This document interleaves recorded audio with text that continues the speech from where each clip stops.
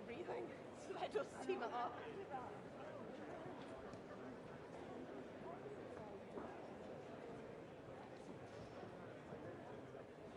Really cool.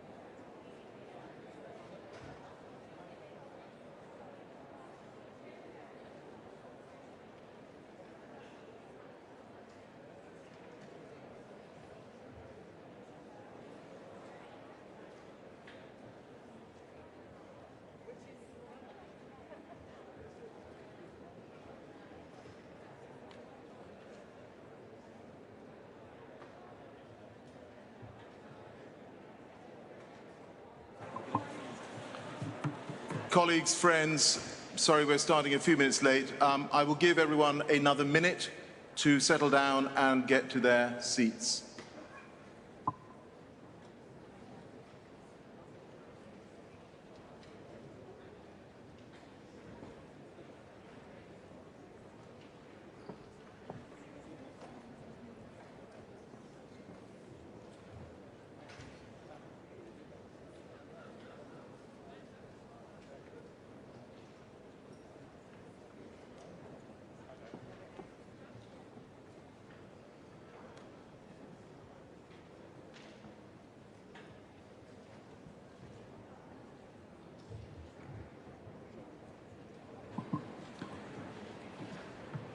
Dear delegates, dear friends, good afternoon.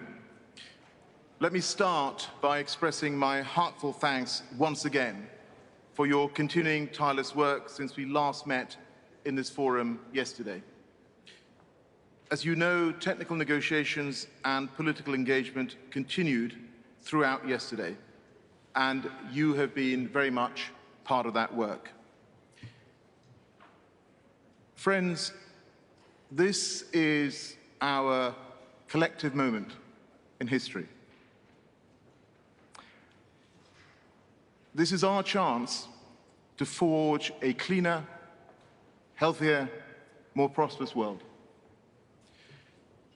And this is our time to deliver on the high ambition set by our leaders at the start of this summit. We must rise to the occasion. You will know that at 6 p.m. yesterday, I was pleased to see that agreements that we have reached so far at this conference were adopted by consensus.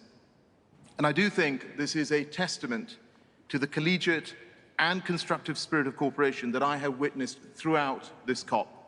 And I want to thank you. And as we proceed through this critical day, I request that you continue in the same positive spirit which has delivered real results so far. Facilitating ministers worked late into the night to address key issues, including on finance and loss and damage. And my team and I, supported by the Secretariat, worked throughout the night to further develop the texts that have issued this morning. I do believe that these texts are the product of a transparent, inclusive, and party-driven process. And in my view, they do bring us another step closer towards the comprehensive, ambitious, and balanced set of outcomes which I hope parties will adopt by consensus at the close of play today. We have made a lot of progress. And I'm grateful for the accelerated efforts on finance in particular after I shared my concerns with you all yesterday morning on the slow pace at which these discussions had been moving. But as you can see, the texts that have been put forward are not yet totally clean. Brackets or options have been retained where there was not sufficient clarity on the way forward. And this is despite the extensive discussions in the negotiating rooms and my team and my own bilateral engagement to date. Across the full suite of the draft decisions, a small number of key issues remain which require our urgent collective attention. And on these key issues, my ministerial co-facilitators and I simply did not have sufficient clarity on a way forward that would enjoy broad consensus. And that is the purpose of this plenary today, to hear from you on the solutions that you have refined together overnight, which would allow us to finalize our work here in Glasgow. And I also want to receive your guidance on how best to proceed. So friends, it's now early Friday afternoon.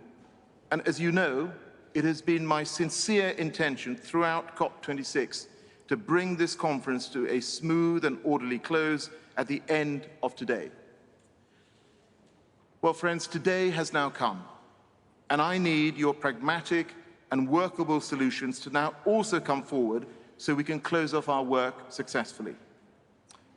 We have come a long way over the past 2 weeks, and now we need that final injection of that can-do spirit which is present at this COP, so that we get this shared endeavor over the line. And I now call on parties which wish to make interventions to identify themselves. However, I humbly request, dear colleagues, that in the interest of time and efficiency, we refrain from making general statements. What would be most useful is if you could focus your interventions on providing consensus solutions to those key outstanding issues, raising any specific material concerns with the wider text. And please, for everyone to have time to speak, be brief, and you know that we have a lot more work to do after this plenary.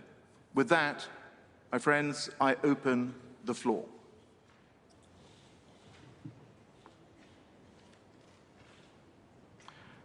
So I see that the Russian Federation is seeking the floor. I now give the floor to the Russian Federation. You have the floor. Уважаемый господин Шарма, дамы и господа, прежде всего хотел бы поблагодарить председателя конференции сторон за большую проделанную работу по подготовке основных решений. Distinguished President Sharma, Madam Espinosa, ladies and gentlemen, first of all, I'd like to thank the President of COP for the tremendous work that was done to prepare the cover decisions. Мировое сообщество ждет от нас конкретного, осязаемого результата, который позволит операционализировать прежде всего Парижское соглашение.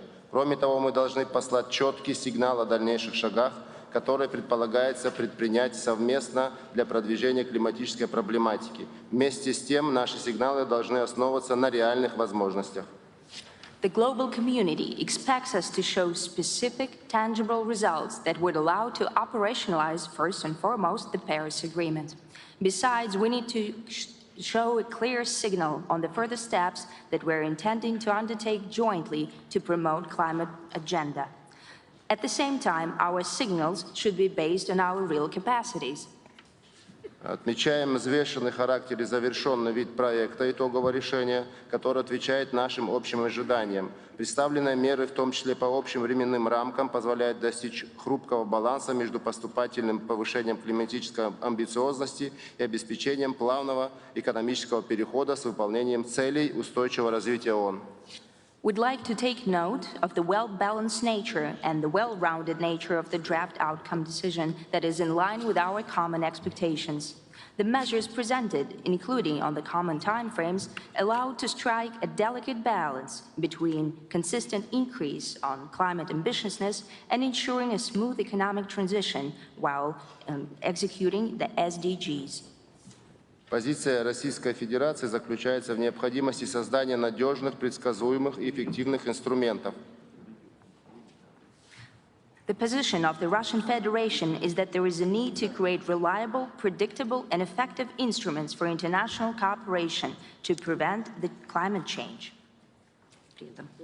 При этом текущая версия текста по рыночным и нерыночным механизмам статьи 6 нуждается в дополнительной проработке. По вопросу о корректировках отмечаем высокий потенциал предложенного варианта решения на основе авторизации как основы для прогресса. At the same time, the current version of the text on market and non-market mechanisms of the Article 6 of the Paris Agreement requires additional elaboration. On the matter of adjustments, we take note of the high potential of the proposed solution, using authorization as the basis for further progress. В то же время выражаем обеспокоенность отсутствием консенсуса по базовым линиям, лимитам на передачу, использование единиц и общему сокращению глобальных выбросов парниковых газов. At the same time, we'd like to express our concern that there is no consensus on the baseline, limits to transfer and use of units, and overall mitigation of global emissions. По вопросам открыты для дальнейшему диалогу и поиску решений с учетом необходимости скорейшего принятия правил реализации Парижского соглашения. We're open to further dialogue and finding solutions, considering the need to adopt the rulebook for Paris Agreement as soon as possible. По вопросам отчетности отмечаем необходимость получения надежных и развернутых данных по мерам борьбы с изменением климата. Обеспечение гибкости для отдельных стран не должно снижать качество получаемых данных. As for reporting, we highlight the need to acquire reliable and detailed data on the measures to fight climate change. Ensuring flexibility for certain countries should not bring down the quality of the acquired data. С учетом ответственности перед миром и, к сожалению, не всегда позитивного опыта последних лет переговоров, призываю отнестись к представленным документам конструктивно во имя достижения серьезных результатов на данной конференции. Considering that we bear responsibility before the whole world and that, unfortunately, our experience hasn't always been positive for the past years in the negotiations, I call upon everyone to treat the documents presented constructively in the name of achieving serious results at this COP. Отсутствие прогресса сегодня может замедлить климатические действия. Именно поэтому всем нам предстоит пойти на определенные уступки и не затягивать дискуссию вокруг ключевых моментов переговорного процесса. No progress today might slow down climate action. That is why all of us today will have to make certain concessions and not to drag out the discussion around the key issues in the negotiation process. Thank you. Thank you to the intervention from the Russian Federation. I see that the Republic of Korea seeks the floor. I give the floor to the Republic of Korea. Thank you. Thank you very much, Mr. President. And we very appreciate the excellent work done by the UK presidency to bring up with this new text. I strongly believe that we are very close. We are very close to the consensus. Therefore, I'm pretty confident that we can complete our task by today. Upon your request, I would like to mention in a very concrete way. So regarding the COP decision, paragraph 68, in order to strengthen the clarity, I'd like to make a small suggestion. At the second line, it will be read to facilitate the organization of annual Youth Climate Forum for dialogue between parties and youth. So if we can change the phrase, as I just mentioned, we can get more clarity that Youth Climate Forum will be organized every year. Thank you. Thank you very much for that intervention from the Republic of Korea. Canada seeks the floor. I give the floor to Canada. Thank you, Mr. Speaker. And thank you for your leadership throughout these 2 weeks. As many of you would know, my country has not always been exemplary in these halls and in these negotiations, but this has started changing a few years ago. And now in Canada, we have one of the most ambitious carbon pricing systems in the world, but it's not enough. We are investing record level of money in public transit, electrification, and active transportation, but it's not enough. We've put in place new regulations to reduce methane emissions, but it's not enough. We've doubled our climate finance commitment, but it's not enough. In essence, my country is the very incarnation, while we need strong language in this text on all 3 pillars of the Paris Agreement. And we need and support a forceful text on keeping 1.5 degrees Celsius alive, because it's our best collective effort.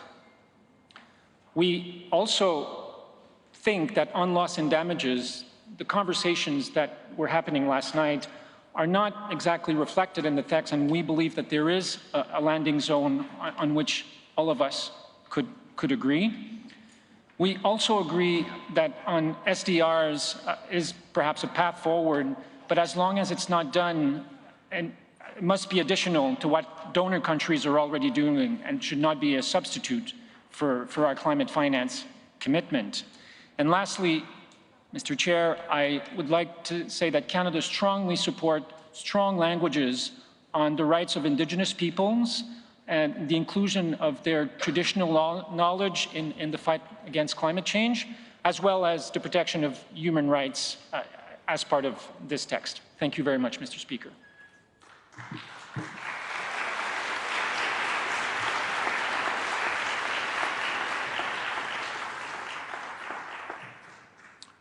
Thank you very much for that intervention from Canada. Norway is seeking the floor. I give the floor to Norway. Thank you, Alok. Thank you, COP President. This cover decision is our statement to the world, and the world is watching us. It needs to be strong, it needs to be ambitious, and it needs to be clear. There must be no doubt that it leaves a strong impression that we sincerely aim to keep 1.5 degrees alive, and that must flow, from that must flow a clear ambition level of what to do about it. So ambition must be the essence. The text must not be too long and complicated. It needs to be very strong on mitigation efforts. We know that we have to act in the 2020s, otherwise adaptation will simply be way too costly for many of the nations assembled here. We strongly support language on scaling up finance, and we support strong language on loss and damage. We would like to see even better formulations or further formulations on nature-based solutions and sinks and ecosystems. We welcome the focus on phasing out fossil fuel subsidies. We would prefer if insufficient was deleted, but at least what is in there now has to be kept. And I would also join Canada in their emphasis on human rights and indigenous people. The world is watching us, and we cannot let them down today. We really have to come out with a key message. This is the most essential part of the work we're doing here today. Thank you, Norway, for your intervention.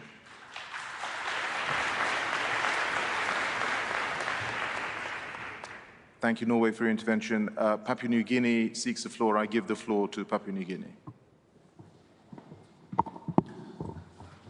Thank you, Mr. President. We also want to thank you for your excellent work, the team that supports you. We feel we're very close. We can reach our goals, and we can send the appropriate message globally that the world is serious about solving this problem. However, we have to do that in a manner that is equitable. And in this case, we're a little bit concerned as it relates to pre-2020. The current text seems to leave small island states, SIDS and LDCs without credit for the work they've done to contribute to global climate stability prior to 2020, and instead is benefiting countries with the most capacity and the most wealth. And in that context, we would just like to propose a simple fix that when it comes to forests and when it comes to CDM, we think that should be financed through public finance rather than through markets. But if there is an accommodation for markets, there needs to be a single date for both pre-2020 credits. Thank you. Thank you, Papua New Guinea, for your intervention. I now give the floor to Peru.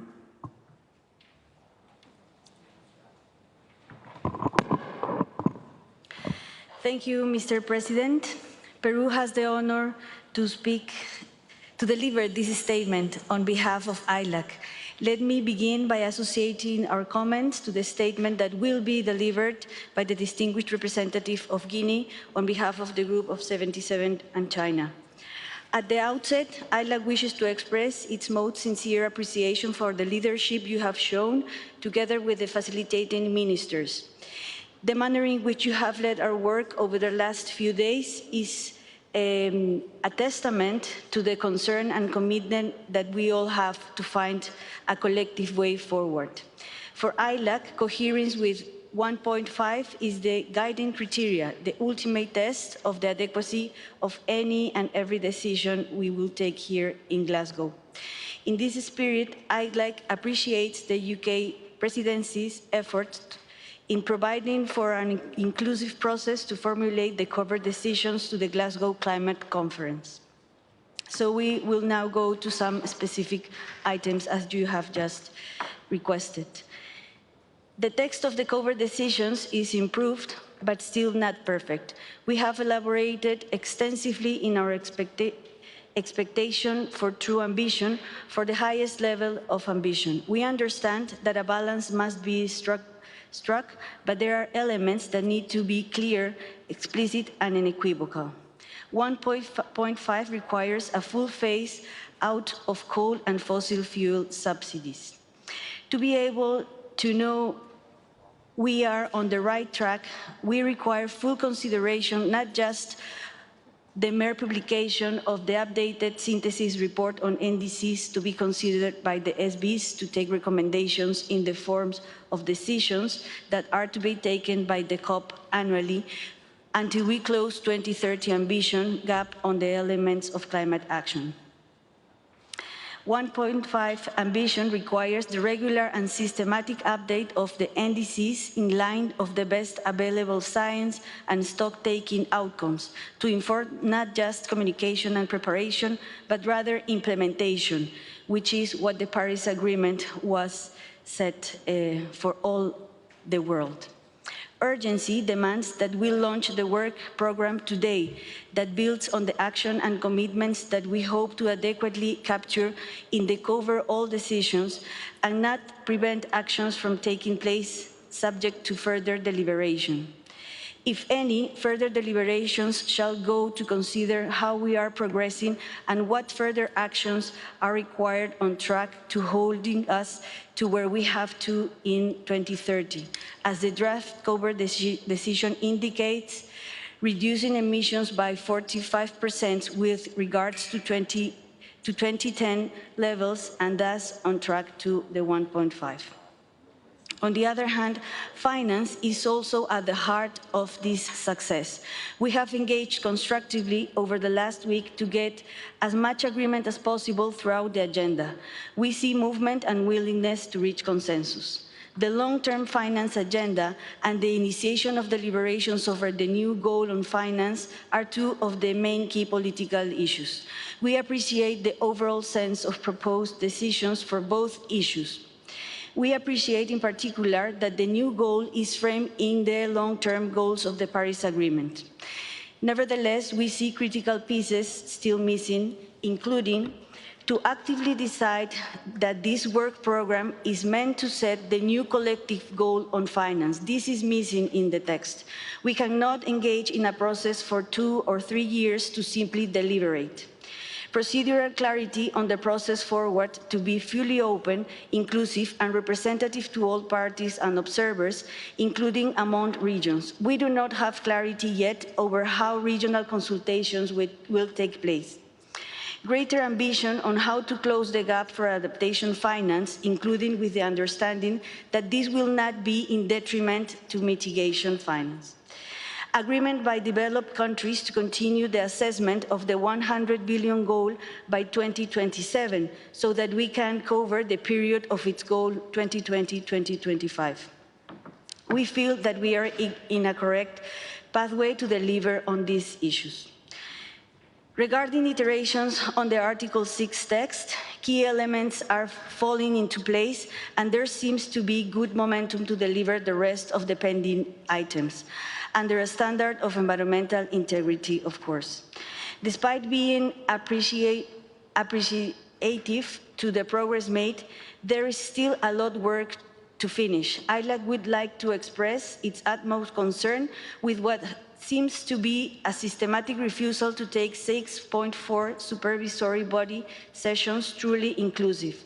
We have repeatedly stressed the need for these sessions to be transmitted through electronic means and the recordings made available to ensure that those who cannot fly to Bonn regularly have the same access to those who do, seen as the work that this supervisory body will be entrusted to do over the next few years, which is critical to ensure upholding the environmental integrity of the outcome we hope to achieve here. On a related subject, we have heard the repeated call from indigenous peoples and civil society to ensure that we have independent grievance mechanism for the Article 6.4 framework, a call that we have taken up and we have submitted in textual form, both of which we expect to see in the outcome. On transparency, we are concerned that the outcome of transparency goes beyond the flexibility arrangement established under the MPGs adopted in Katowice. We call on all parties to uphold an ambitious approach to transparency, not as a burden, but as a tool to better inform our collective efforts, being this a very important piece of the ambition that the ambition mechanism of the Paris Agreement. On loss and damage, we regret that the proposal presented by the G77 and China during yesterday night's ministerial consultation to establish a loss and damage facility was not heard by the presidency and was not included in the draft COP and CMA decisions. Instead, those decisions contain a proposal that was not presented and discussed during yesterday's ministerial. This is a very unbalanced manner to proceed. We need specific finance for loss and damage, which is much more than finance for the technical assistance provided through the Santiago network. It is very disappointing to see the reference to nature-based solutions and ecosystem-based approaches removed from the text. Nature-based solutions already have a broadly accepted definition together with a robust standard. Their importance lies not only in the climate change mitigation, but also in their crucial contribution to social development and increasing the resilience of the most vulnerable to the impacts of climate crisis. We urge governments to reinstate this language in the final COP decision text. It would be a missed opportunity otherwise. We understand that some parties, like us, believe that the current text could need further work. Our invitation is any adjustment is to increase the ambition in various areas and not to reduce the ambition on other areas to achieve a balance. ILAC encourages the presidency to continue being bold, to aim high for the sake of the 1.5 and a robust and meaningful outcome of all decisions. It is important that we arrive at consensus and compromise. Mr. President, we are at the end of the line here in Glasgow, the one where the world will look for the deliverables that will secure the 1.5 and sustainable future. Let's deliver. Thank you.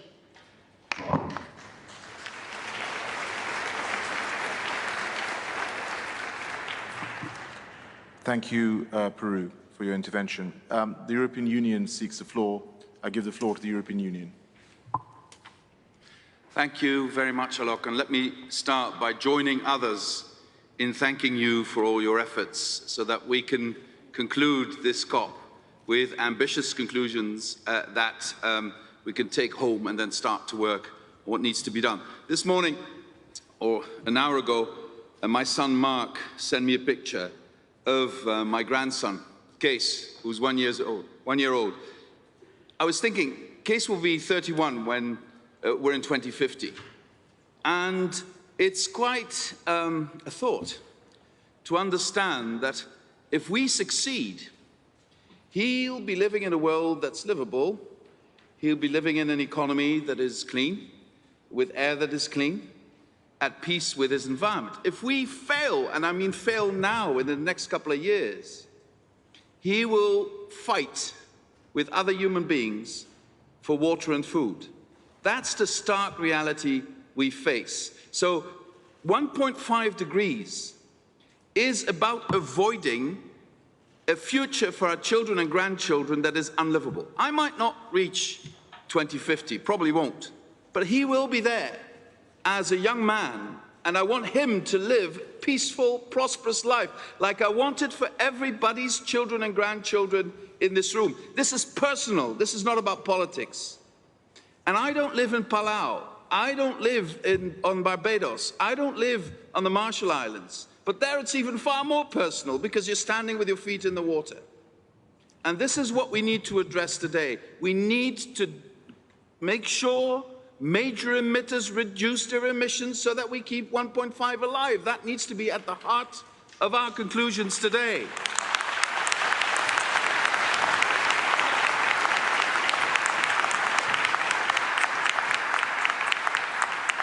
We need to be able to say when we meet again in Egypt next year, we've done it, we're on the track for 1.5. That's what we need to do between now and next year.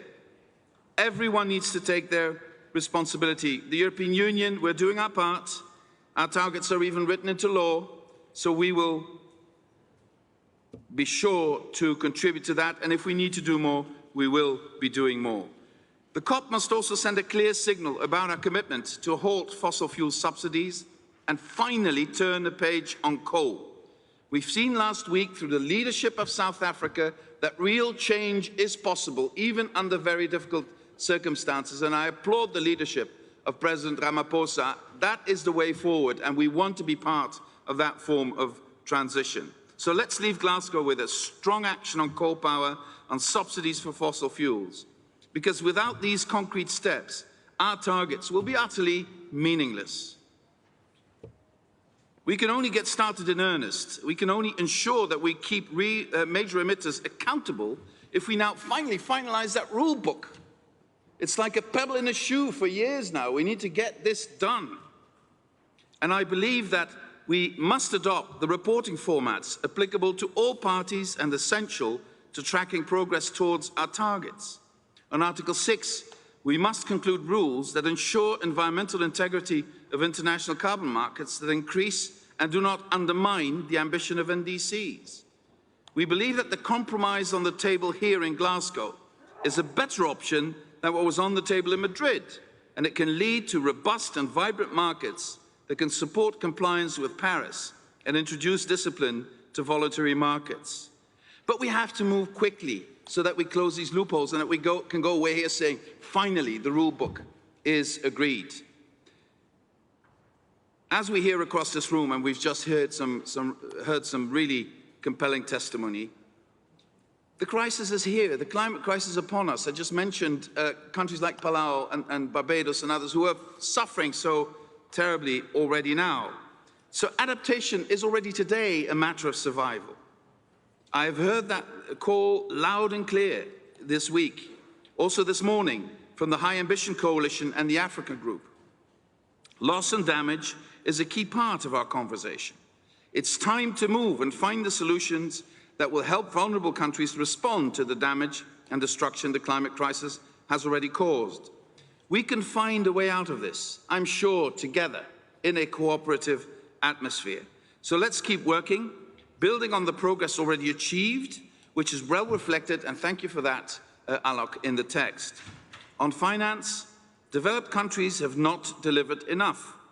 Much has been said about the $100 billion committed for 2020. Only reaching that objective by 2023 is, frankly, disappointing. In the past few months, considerable efforts have been made to close the gap. The European Union already gives $27 billion and is ready to explore the possibility of further efforts. We fully support the call of the High Ambition Coalition with respect to adaptation finance. We also understand the importance of getting more predictability, more stability to those flows. Looking ahead, we must also acknowledge that this cannot just be the same public money from the same donors. Yes, existing flows must continue and must increase, double where possible. But to make a real dent, we need to grow our donor base. We also need to be creative. Private finance has to be a part of the equation, and we have to look at the role played by global financial institutions. They were built for a world of 1945. They are no longer fitted for the world of today, so we need to make sure they are ready to address the challenges humanity faces now. If we are really to be on track for the 1.5, we will need a lot more financial firepower, and I salute the creativity of people like Prime Minister Miamotli, Draghi, and others who said, let's look at the role SDRs could play in all of this. Let's mobilize every instrument we have at our disposal. At the same time, we have to continue to work on setting a new collective quantified goal on climate finance for the time after 2025. We stand ready to work on this in the coming hours. Time is running out, but it's not too late. So let's get cracking. Thank you.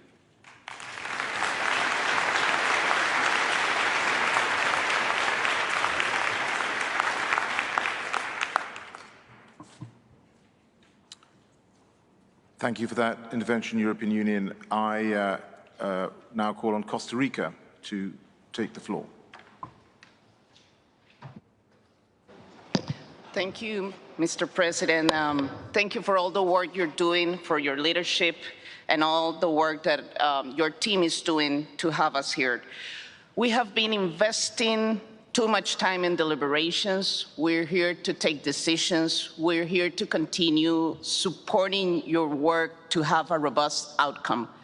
The kids, the scientists, everyone is out there looking at us, and we can only have robust outcome if it is aligned to the 1.5 goal. For Costa Rica, all decisions and all the work here in Glasgow should be framed to keep this 1.5 alive. These cover decisions represent a good starting point, but we think that other elements should be included. We welcome the references under the science and urgency section. We also recognize the work put on adaptation finance and loss and damages, because in order to keep the 1.5 goal, ambition should be addressed in a comprehensive manner.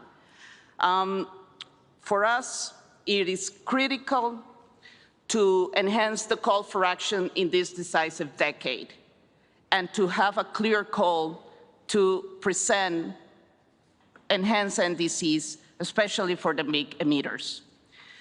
We understand that this is a systemic change in our economies, and for this reason, we also want clear languages on the need to eliminate all fossil fuel subsidies, not only the inefficient ones, and to accelerate the phase out of coal power. We also welcome the inclusion text on special drawing rights as an additional source of resources for developing countries. And for us, it's very important the line and the language around doubling the finance for adaptation from current levels. We also welcome strong wording on human rights and indigenous communities. And we also considered that we need to ensure robust carbon market rules apply to all mechanisms and that are developed transparently. On loss and damages, action should be strengthened, and the right vehicles to do so should be put in place beyond only workshops. Finally, Mr. President, this COP has given nature a central status in climate change agenda. For this reason, the elimination of nature-based solution references is not consistent with the COP's approach. And we want to see the reinsertion of this language. Science is clear. If we want to achieve the 1.5 goal, we need healthy ecosystems. We are here to support you, to continue working, to finish the rule book, and to accelerate climate action. Thank you.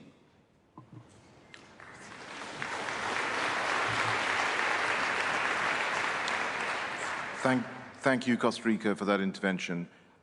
Saudi Arabia seeks the floor. I now give the floor to Saudi Arabia. Thank you very much, Your Excellency. I speak on behalf of the Arab group. Your Excellency, you have so far navigated us to this very last day in a very successful manner, and we commend you for that. We look forward to finishing. We still hope to have a successful finish, and we finish with everybody on board, Your Excellency. I think the cover decision that you have put to us is something that is workable, something that can be considered. However, we are in touch with you and your team to ensure that nothing in that text, nothing in that cover decision would skew the balance that we struck in Paris Agreement. It would rewrite some of the provision of Paris Agreement. It would emphasize certain parts of Paris Agreement at the expense of others. I think if we all conduct ourselves and hold our positions faithful to Paris Agreement, we'll get a good decision out of Glasgow here, Your Excellency. I'm not going to go into the details of the cover decision, but the one overarching discussion you are hearing is the ambition and keeping the 1.5 alive. This is no-brainer. We all know that in the room. Nobody disagrees in the room. The question is how we're going to do that. On what grounds we're going to do that. What is the system that is going to govern our pursuit to keep it alive and keep it within reach? Where is equity? Where is CBDR? Where is finance? Where is technology? Where is capacity building? All of that is not really at equal footing when we talk about the ambition, Your Excellency. So unless we see really fixing and we see that we really bring a balanced decision that keep us all faithful to the agreement that we have agreed to in Paris in 2015, and we are just about to start implementation, and we see directions pushed from here and there to skew that balance and take it out of its own content. Your Excellency, I don't want to go in details on finance, adaptation, and see what kind of decisions we are having. When we talk about mitigation, we're talking about operative decisions, and when we talk about adaptation, it's all just motherhood statements that we are all accustomed to. Likewise, the situation for finance. We still have a chance to have a successful COP, Your Excellency. We are in your hand. Once again, we commend you for your leadership, Archie and the rest of the team. We're working very closely with you, and we look forward to having a nice applause at the closure of this meeting, hopefully this evening at 6 o'clock. Thank you very much.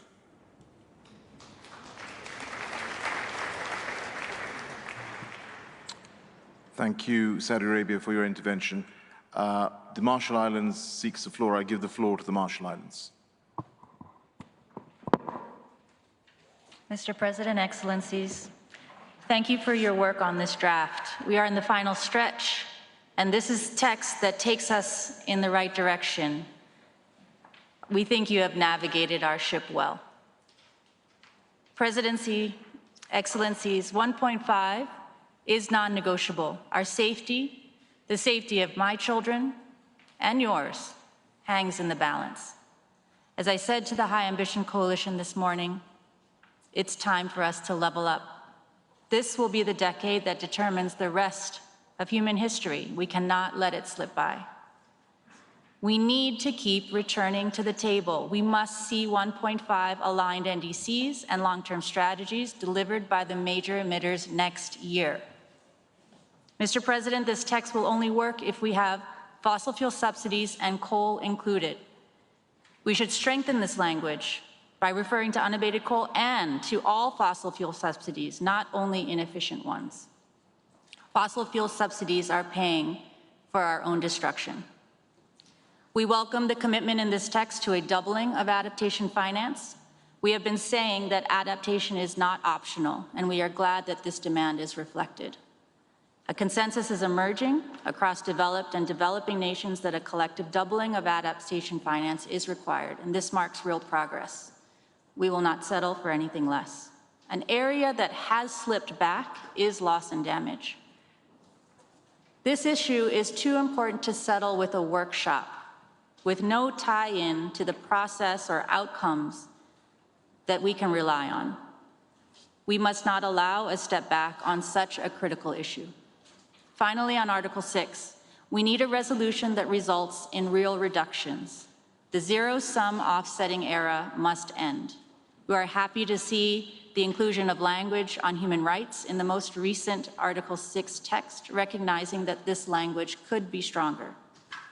On the rulebook, we cannot leave here with an agreement that undermines the spirit of the enhanced transparency framework that we agreed in Paris. Unrestrained flexibility will not help us to get onto a 1.5C trajectory. It will undermine our progress. The Republic of the Marshall Islands strongly supports the references in the text to human rights and to the youth. These are essential if this process is to respond with any credibility to the present moment. Mr. President, Excellencies, this text is the ground from which we can build upwards. To fall back would be to betray our commitment to future generations. Thank you.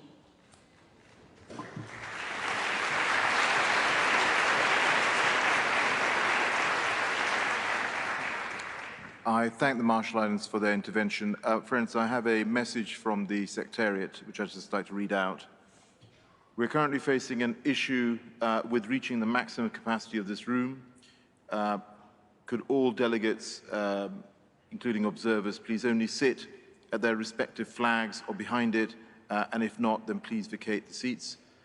We hope that all parties are in the room, and we remind delegates that the plenary is screened and that meeting room 9 can be used as overflow.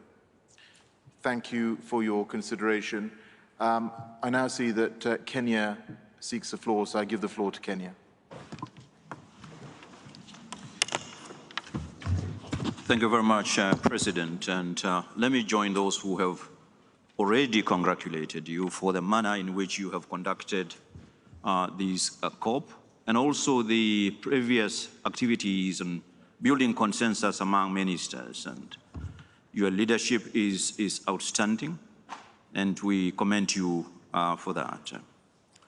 Secondly, President, today morning when I was coming here, I saw a signboard which I found quite profound. And it read, "If you want to know about climate change, ask your child." And I wondered exactly what that meant. President, that reminded me of the meeting we had with the youth in Milan, a group of youth from across the globe, 400 of them, who sat, discussed these matters that we have been discussing for the last 5 years, 6 years. And within 3 days, they have resolved all outstanding issues, including the ones that have detained us here for the last 2 weeks. And that I understood that. And also, I also understood the meaning of the saying that we, the current generations, the older generation, have not inherited the earth from our forefathers.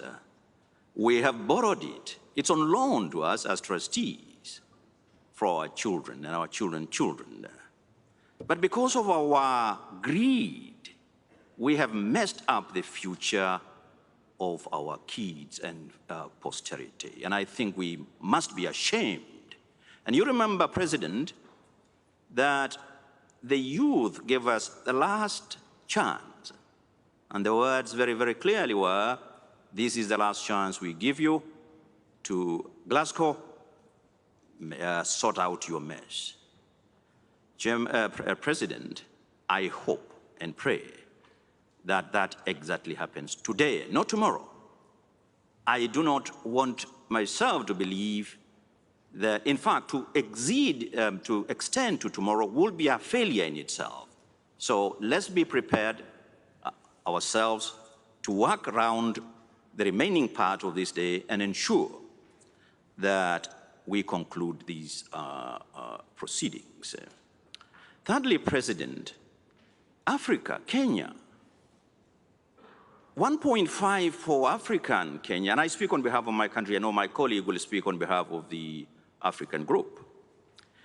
For Kenya and Africa, 1.5 degrees is actually 3+ degrees centigrade.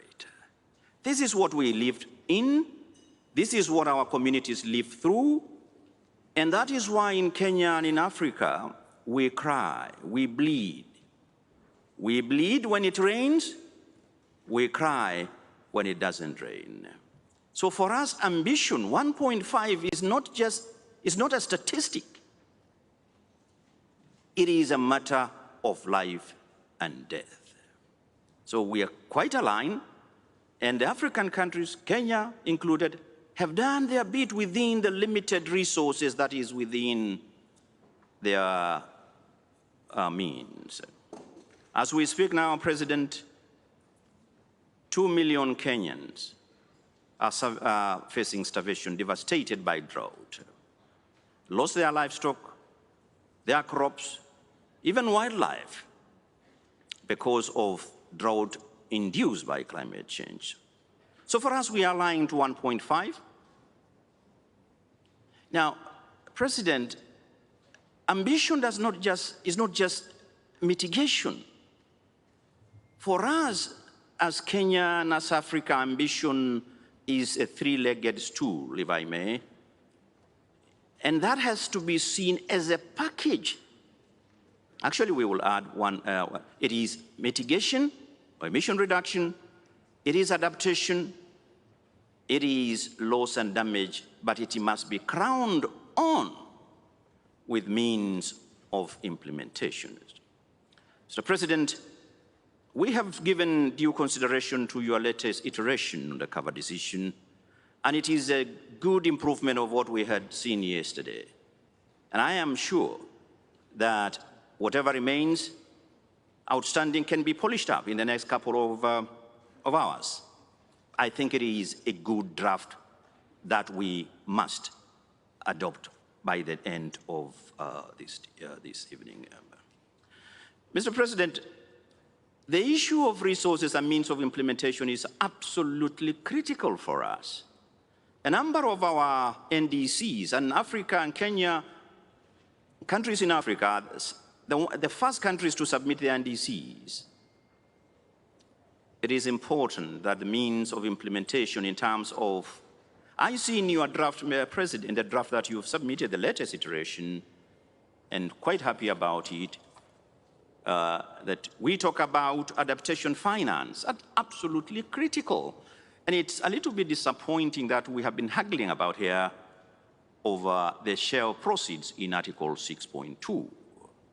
I think it should be settled that the proceeds in Article 6.2 go to adaptation. And Article 6, the ambition in Article 6 is not ambition just for mitigation. It is also for adaptation. So we are a little bit disappointed, actually a lot disappointed, that we are still haggling about the share of proceeds. Similarly, we are a little disturbed. And we're happy about the Santiago network and the launch of the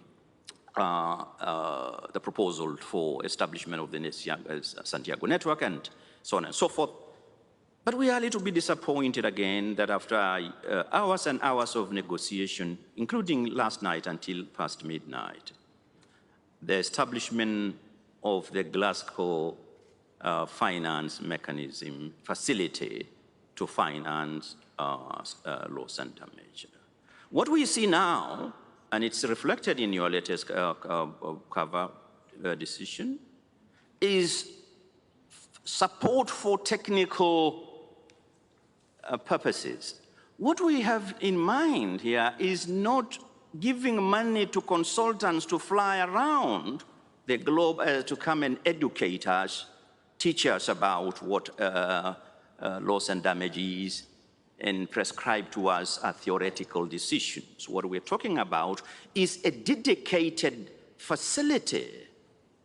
And I hope, President, that before we could conclude today, our colleagues here see the sense in this.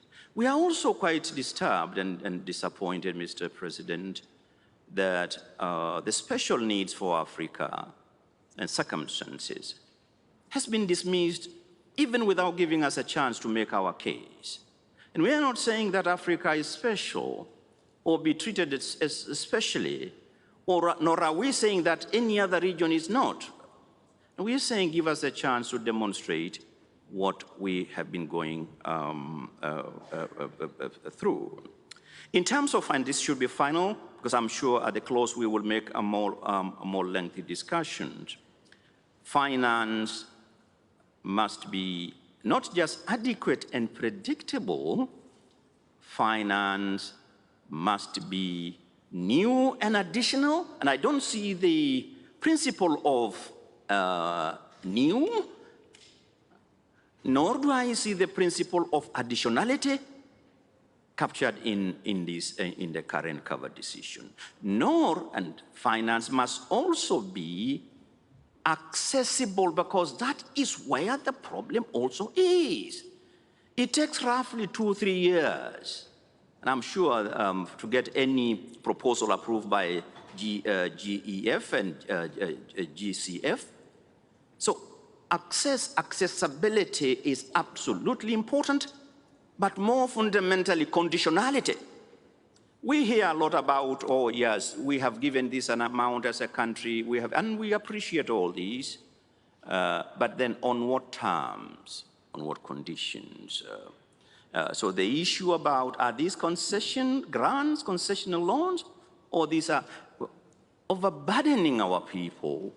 So, President, I think there is room here to conclude these, and we as the Kenya are prepared to do our bit, as I'm sure my colleague will say about Africa, but we also need trust. And I am quite happy to see that in your cover decision, and this should be the last point for now, in your last point, there is actually admission of regret that the pledge of $100 billion US that was made more than 10 years ago, and it's been one excuse upon another, and now, instead of 2020, now we are being told we have been presented with a delivery plan, 100 billion probably in 2023, and 500 billion by 2025. If that is supposed then to be encouragement, it is encouraging, but trust has been lost. We need much more to restore trust. And speaking for myself from Kenya, our trust has been shattered. And I am quite happy to hear the words from the representative of the EU saying this: the major emitters bear the greatest responsibility. It is not just, it is not fair. And it cannot be fair that 20 countries that control 80% of the global GDP contribute 80% of the global greenhouse emissions. They have the means, they have the wherewithal. They are the ones that are pushing us, rightly, about more ambition in terms of mitigation, because that's how they interpret ambition. They must take their responsibility. And I think one of the recommendations that need to come and decisions here is those who, the major emitters, must resubmit their NDCs before COP27, align them, align them with 1.5. I thank you, President, for now, but I'll have, I'm sure, at the conclusion, because I am sure we'll have a conclusion today, I'll say much more. Thank you very much.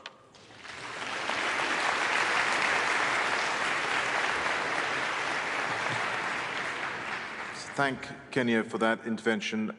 United States seeks the floor. I now give the floor to the United States.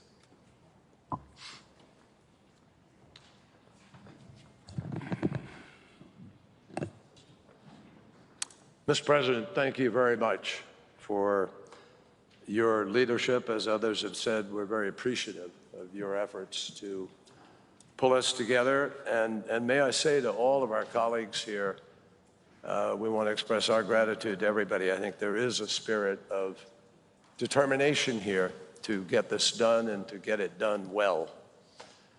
I listened carefully to our good friend from Kenya, and he made a lot of sense, and the United States has never shied away.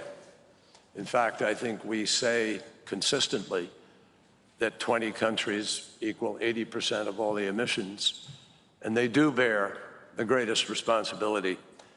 And President Biden, from the moment he has come into office, has been determined to live up to that responsibility, beginning with his first day within an hour of being sworn in, rejoining the Paris Agreement.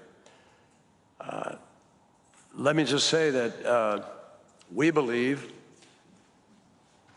that this is existential, and many of you here, in one speech or another through the years, has said it's existential. And for many of you, it's not existential in the future, it's existential today. People are dying today. All around the world, the impacts are being felt today. And so we have to live up to the expectation of young people who don't want this place just to be a place of words. It has to be, in the next hours, a place of action. And if it is indeed existential, then we can't just say it is, we have to behave like it is. So let me just say a few things about the cover decision, about where we are.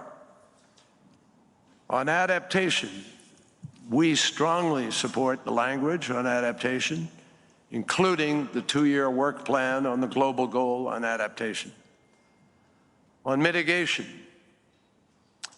we are here, as I think all of you are, not because this is a pet project of one of our presidents or prime ministers or a monarch. We're here because this is what science is telling us we have to do. This is fact-based.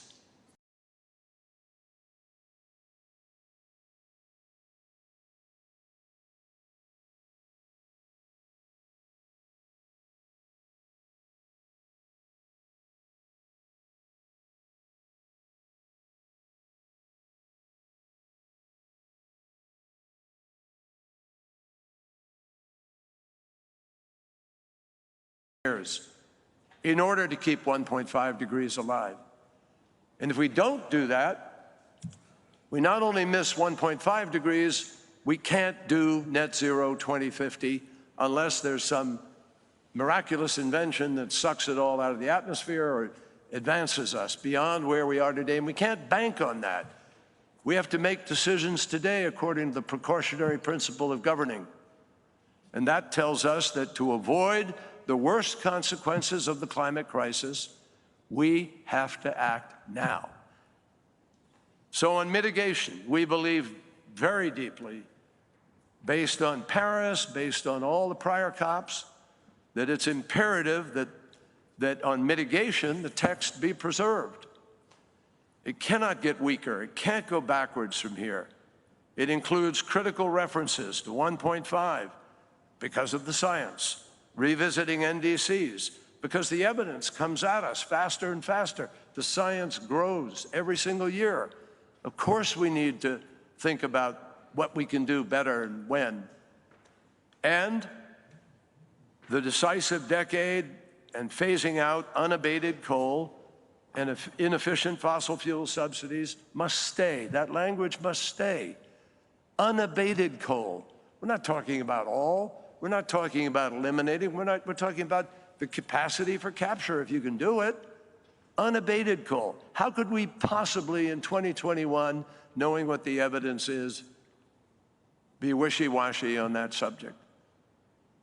Those subsidies have to go. And we're the largest oil and gas producer in the world, and we have some of those subsidies. And President Biden has put in legislation to get rid of them. We are struggling each year to find money, but $2.5 trillion in the last 5 years, 6 years, went into subsidies for fossil fuel. That's a definition of insanity. We're allowing to feed the very problem we're here to try to cure. It doesn't make sense. So we cannot go back from where we are. We're strongly supportive of adaptation finance. In the spirit of compromise, we can and will go along with the approach of doubling, but we have a couple of important edits that we think make the text, in fact, stronger, more acceptable, and more effective. It doesn't make sense to limit where you can bring the money from. If you bring money, that's what we want. We want more money. And it doesn't make sense for the COP to restrict any one nation, and I know our friend Frans Timmermans has talked about this. Don't limit the pool from where we can draw the money. That doesn't make sense. We have important steps we think we can take. On loss and damage, we can support the creation of a new technical assistance facility to provide the financial assistance to operationalize the Santiago network and other key elements in the cover decision for the CMA. But the placement of language needs to be consistent with the agreements that we reached in Paris. We went through this fight in Paris. And we also very strongly support inclusion of ocean language. Turning to the rulebook issues on transparency, we've made very significant progress, but more work needs to be done. It can be, I think, fairly quickly on the technical details in a way that does not walk back from the agreements that we reached in Katowice and Paris. That doesn't make sense. So let's hold those. On Article 6, we've also seen good progress. And a lot of parties, I think, are now converging on ideas. For the U.S., we think it's critical that any package is one that has environmental integrity and a clear accounting and strong baselines, which are essential. And we think that this is captured in the current Option A language. On the baselines, we believe it's critical that it has the environmental integrity and that it is protective of human rights and indigenous peoples. And that is how we think we live up to our obligation to do what we need to do to make the world healthier, safer, cleaner, and to live up to our responsibility. Thank you.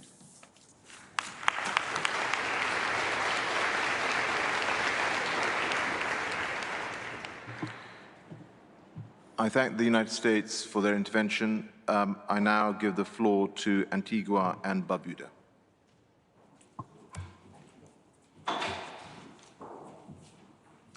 Thank you, Mr. President. I'm pleased to speak on behalf of the Alliance of Small Island States. AOSIS finds ourselves in the final hours of this important conference, overwhelmed at the work still left ahead of us.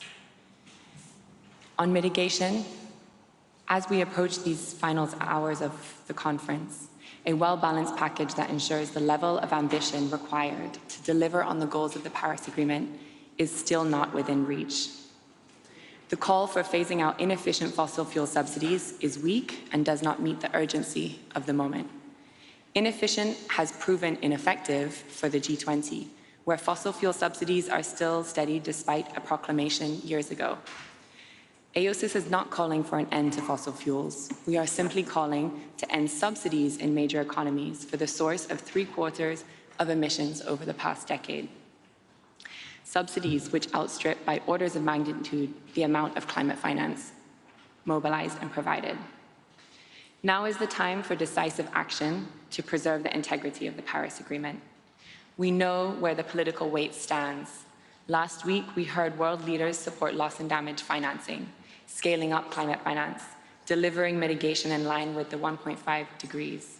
Therefore, the Glasgow decisions must reflect these political mandates. Yet, at our request for a presentation of the NDC synthesis report to the CMA plenary, it was not heeded. We question sometimes the source of inertia in this process when the world is moving forward fast. Ministerial consultations have been very useful, and we commend this approach to make headway on issues that faced technical roadblocks. AOSIS expects these political discussions, especially on finance, to be reflected in the Glasgow text. The work program on the Global Goal on Adaptation is a welcome development. We encourage the use of technical expertise in the workshops. The doubling of adaptation finance by 2025 is too late. This date should be 2023, in line with the roadmap. On finance, AOSIS needs a clear delivery on a finance package for small island developing states across each text and with the text taken together. On access to finance, we tabled an invitation for climate finance providers to work together to harmonize their application procedures.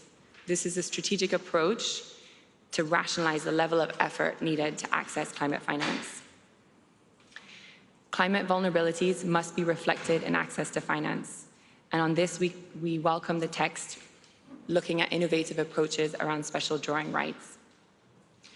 Loss and damage is key, and G77 in China has tabled the draft decision language for embarking on a process to operationalize financing for loss and damage through a Glasgow facility. While loss and damage conversations tend to turn into a who's who of humanitarian aid, the climate science basis of loss and damage is different from other crises. This is about climate justice. We are alarmed at the significant opposition to loss and damage financing. It has always been an integral and distinct component of the Convention and the Paris Agreement. Similar to mitigation and adaptation, loss and damage must be separated out in the transparency framework and in the new collective quantified finance goal. We call on partners to work with the G77 and AOSIS as a regional group to land a landmark proposal at this meeting. The oceans are 70% of our planet, and we welcome the inclusion of the ocean language paragraphs. On the Paris Agreement work program, in Katowice, we agreed detailed guidelines on the enhanced transparency framework. Some among us are wasting precious time here in Glasgow, attempting to renegotiate what was already agreed. Let us call it out as stalling tactics. On Article 6, it is absolutely fundamental that this moves beyond zero-sum offsetting to deliver global mitigation with every transaction. The system must consistently withdraw a percentage of emission reductions, so they cannot be used to offset any country's NDC, but instead contribute net global emission reductions. Together with robust protections for human rights and the rights of indigenous peoples, this cancellation account for the atmosphere is a key benchmark for the credibility and integrity of the Article 6 system. Currently, the Article 6 text includes elements that have the potential to severely undermine ambition, like creating a parallel market that would not be subject to the corresponding adjustments, and allows significant carryover of projects and units from the Clean Development Mechanism. To add insult to injury, the methodology and scale for delivery of OMGE is inadequate in the text. AOSIS has been consistent in calling for a mandatory cancellation of Article 6.4 emissions reductions at issuance to ensure that the Article 6 system moves beyond zero-sum offsetting. A mandatory approach to cancellation needs to be our focus. Option B requires redrafting to reflect that OMGE is clearly delivered through a mandatory cancellation rate that can be operationalized as soon as we adopt Article 6 guidance and rules. We continuously repeat that the application of a low percentage does not work for us. A voluntary option for cancellation is unacceptable, not only to us, but also to other groupings. We reject this voluntary option. In the covered decision, we need to see the percentage level of cancellation included in the scope of the review to ensure a progressive increase in the rate for mandatory cancellation to deliver an OMGE. The link between 6.2 and 6.4 is important. In the 6.2 text, paragraphs 36 and 37 require significant work, and we will be preparing text. Finally, interventions by civil society yesterday were a breath of fresh air. Don't carry over junk credits that won't raise our collective ambition. It is a reminder of how our outcome here will be perceived by the world. We heard the clear call that we must step up our game. SIDS cannot always be the ones who are asked to compromise in the interest of consensus. It's not just words we're conceding, it is our lives, livelihoods, and our future. We will not leave Glasgow without seeing that our calls are addressed. I thank you.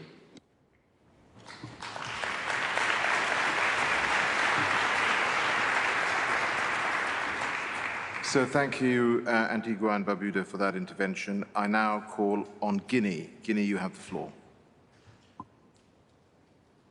Thank you, Mr. President, co-facilitators, Madame la Executive, the Secretariat. Yes, yesterday until after midnight, all of us take our effort to make sure that at the end of the day today, like His Excellency Alok Sharma was predicted, we can come over on the key concern related to our people and our respective countries.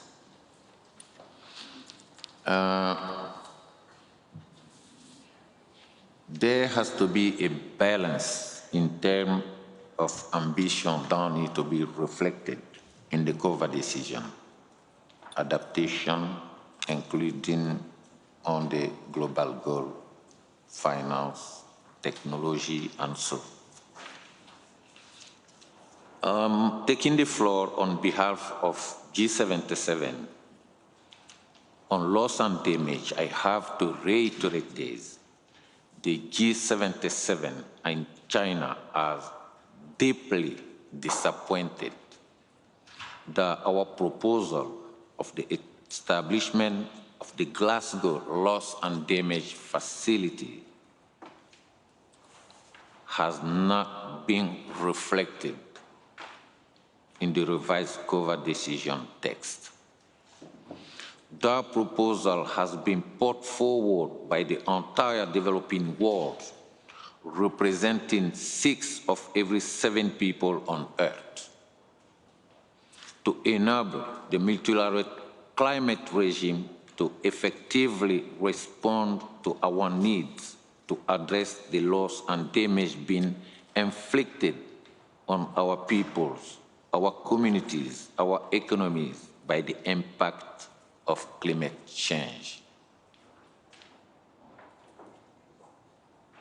We want to see our proposal in the text as the basis of us to move forward on this discussion. While duly recognizing and appreciating the significant progress that we have already achieved with our partners with respect to the further operationalization of the Santiago network. We should build on this progress and the spirit of solidarity in order to further strengthen our work on loss and damage through the establishment of the Glasgow Loss and Damage Facility.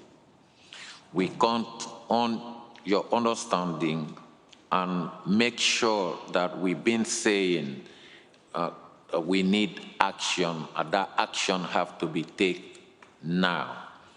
I remember when we get out in Paris, we call the COP in Marrakesh the COP of the action. Until then, we are talking about action. Please act now, right here in Glasgow. Thank you.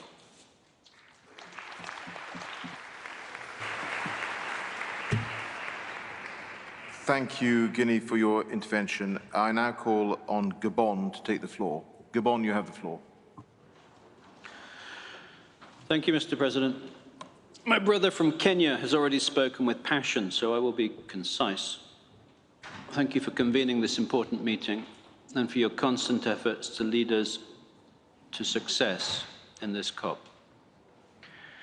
Gabon is taking the floor on behalf of Africa.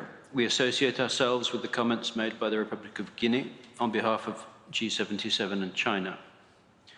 We are committed to contribute constructively to our common success here in Glasgow. We are especially committed to bringing the climate solutions so desperately needed by our people, our communities, our youth, and our women back to the African continent from Glasgow. It goes without saying that a strong message coming out of Glasgow is critical and something that we will work with Egypt to build upon at the 2022 African COP. We agree that this draft cover decision is a strong foundation to work from. We need to ensure that the following concerns of Africa are clearly reflected, and we will submit some elements directly to you. On finance, the political message should be aligned with the science and focused on implementation on the ground. We need to stress the need to increase resources in order to respond to the needs of developing countries. Africa needs to see increased ambition on additional, reliable, accessible adaptation finance, clearly reflected in the adaptation finance sections of the draft COP and CMA decisions, with a clear reference to at least doubling climate adaptation finance. Ambitious mitigation actions, particularly by the G20 nations, targeting the 1.5-degree target, are also crucial. On loss and damage, we agree with the Marshall Islands that we seem to be losing the progress we have made on loss and damage here in Glasgow, and we need to recover the momentum and ambition on this issue before we leave. Finally, regarding nature-based solutions, including the oceans, we fully recognize the contribution that nature can provide to tackle climate change, but feel we need to clarify the way these solutions are implemented in the context of both UNFCCC and the CBD. Thank you. Thank you, Gabon, for your intervention. I now give the floor to Bhutan. Bhutan, you have the floor. Thank you, Mr. President. Excellencies, distinguished delegates, ladies and gentlemen. Bhutan is taking the floor on behalf of the LDC group, and we also support the statement made by Guinea on behalf of the group of 77 and China. I would like to echo the feelings of the House in terms of the leadership the presidency, especially Your Excellency Alok Sharma, has provided, the hard work that you have put in trying to bring us all together. Despite that, the 46 most vulnerable LDCs that came to Glasgow with high hopes and expectations. However, in this final hour of COP26, we are full of doubts, and we still keep hearing some pushback on ambition that is required to close the 2030 gap in line with 1.5-degree target, reservations on support for loss and damage, options that undermine environmental integrity on the carbon market text, and we are still waiting to see much needed progress on climate finance. We must all acknowledge that our actions are leading us in the opposite direction. IPCC calls for 45% of reduction within this decade. NDC synthesis report says we're heading towards a more than 13.7% at the end of this decade. If emissions are not rapidly reduced within this decade, we all understand that this would expose the most vulnerable among us, and particularly the LDCs, to unacceptable levels of risk and impacts. Broadly, we are fine with the cover decision. At the minimum, the ambition for 1.5 degrees Celsius required is maintained in the text. However, as our countries are already experiencing devastating impacts at 1.1 degrees Celsius of warming and struggling to recover, we cannot be expected to build resilience to the impacts. And we feel at 1.5 degrees without additional resources. Adaptation finance is very critical for LDCs. We want to see stronger language on adaptation finance reflected in covering decision and also other finance items, including the long-term finance decision. We have been calling for at least doubling adaptation finance with emphasis on public and grant-based resources and to achieve a balance between adaptation and mitigation. We are also of the strong view that long-term finance work program is extended at least till 2027 under the convention. A common agreed definition of climate finance is needed to have clarity and avoid double counting while accounting financial flows from developed to developing countries. Decision that requests the Standing Committee on Finance to continue and finalize its deliberation on definition of climate finance is required. With regard to loss and damage, we acknowledge the progress made in laying out the process to operationalize the Santiago network on loss and damage. However, finance for loss and damage remain most crucial. Glasgow must make decisive decisions to finance loss and damage in the most vulnerable countries. On adaptation, we acknowledge the progress on global goal of adaptation. Finally, on Article 6, we see progress, but there is still work to be done. We don't see balance in the current Article 6 test. We want proper treatment of overall mitigation in global emissions and share of proceeds. On inside-outside, there is progress, but the text is messy and needs to work to address complexities. We need to ensure and see environmental integrity in the carbon market. We commend the achievements made so far and acknowledge that some work remains. As we have said earlier, we must set a precedent this time to finish our work on time. There is no time for delay. Thank you.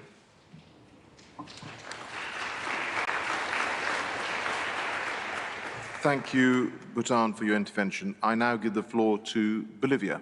Bolivia, you have the floor. Thank you very much, Mr. Co-President. Bolivia is speaking on behalf of the LNDC. I want to associate with the intervention of Guinea on behalf of the G77 and China. Mr. Co-President, well, we also appreciate very much your work and all the efforts to move forward the complex issues that we are still discussing and trying to get a consensus. I support also your words regarding the need to deliver higher ambition in this COP26, ambition related not only to mitigation, but also with adaptation, loss and damage, provision of finance, technology transfer, and capacity building. I think that pragmatism is needed but also we need wisdom and political willingness in order to address the critical situation for the conditions of life for human beings and for the Mother Earth. We think that we need in this COP26 to provide hope for the peoples, hope for the current and next generations. But it's also not the hope for human beings, it's also a hope for all living beings of the Mother Earth. Mr. President, we appreciate very much the efforts and the improvements in the cover decision. However, there is still a work to be done in order to have a more balanced, clear, and with the key political messages in this document.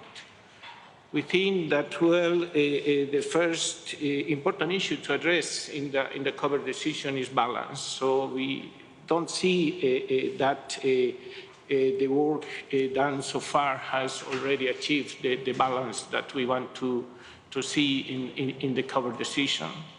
The second important point in this cover decision, COP President, is the issue to align better some ideas and paragraphs with the spirit and the context of the Paris Agreement. So there is the need also to work in this alignment of ideas, key concepts with the Paris Agreement. So some statements within the cover decision are out of context, so we need to really put in the right direction some of the issues. And also it is important for the LMDC to continue the work in the mitigation section. So we see that this section needs to be adjusted in order to really achieve the balance that we want to address in the context of equity and combat differentiated responsibilities, which has been included strongly in the mitigation section, and we appreciate that understanding. So the mitigation section should be strengthened in that context of equity, in the context of a climate justice. This section should include very clearly the pre-2020 ambition gap. This section should include very clearly the historical responsibility of developed countries and to request strongly developed countries to do more, much more, in order to achieve the 1.5 degree, and also to create a more clear connection between the pursuing efforts to limit the temperature to 1.5 in the context of the Paris Agreement with the Articles 2, 3, 4, the Article 9, 10, 11. That is very important for developing countries. Also, it is important, President, not to create parallel processes duplicating the work that we are going to undertake in the context of the global stocktake. We have an important process to really assess the progress of all parties, not only mitigation, but in all elements of the Paris Agreement. The global stocktake is addressed in the sense of assessing ambition on mitigation, adaptation, provision of finance, means of implementation. So there is no need to duplicate this effort that is already being initiated in the next year. So we need to strengthen the process towards the global stocktake instead of creating work programs or additional processes that are going to distract to the parties and are going to undermine the efforts that we need to keep for the global stocktake.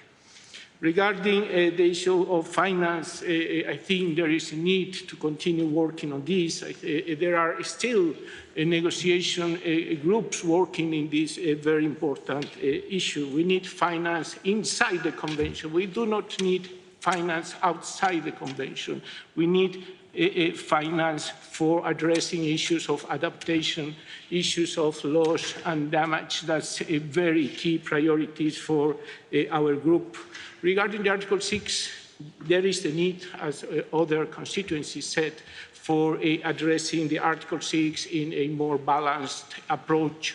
So we request you, Co-President, to put efforts in really creating the conditions for having a more balanced approach in the Article 6 and considering also the inclusivity of all developing countries in the context of the implementation of Article 6.2 and 6.4.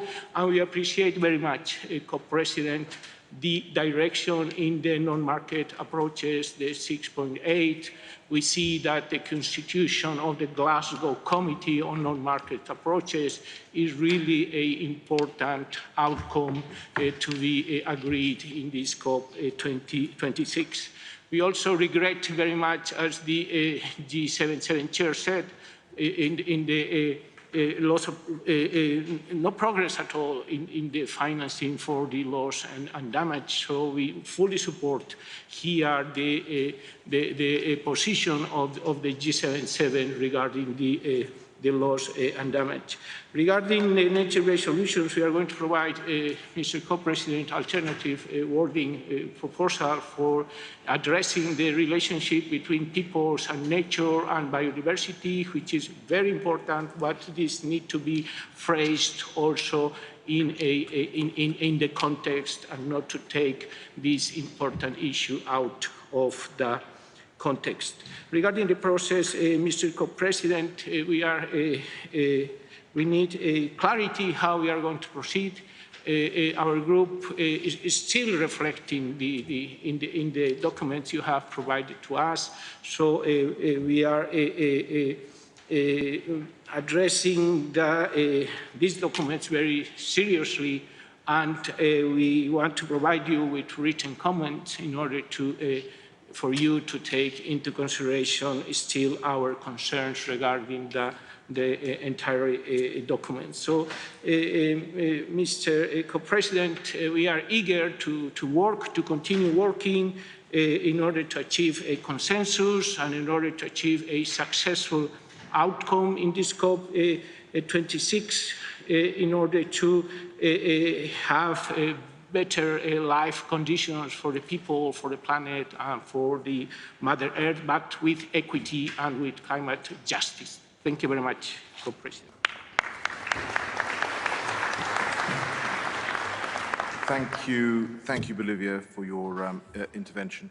I now call on Venezuela to take the floor. Venezuela, you have the floor.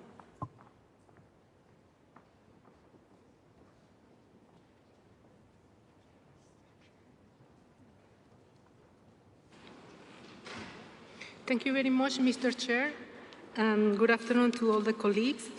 I really appreciate this opportunity of having the last round of reflection, the opportunity for raising our views and our concern regarding the cover decision.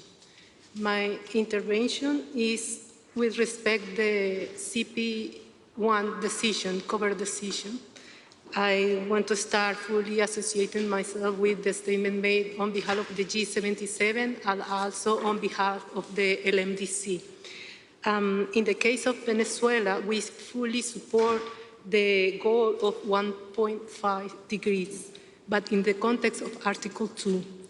For us, it's very important that this cover decision cover that this goal is not only on a mitigation goal, is also related with adaptation and finance. We want to have a cover decision that reflects this balance. But also, Mr. Chair, we think that it's important that this cover decision not only reflect this objective that we already have in the Paris Agreement, but also we think that this cover decision is like the restart of a decade after the pandemic. So it is important that we can include some guiding principle or guiding policies that will be very useful for the implementation of the Paris Agreement after this COP26. For us, it's not only what is needed, it's not only finance, adaptation, capacity building, support, solidarity, international cooperation.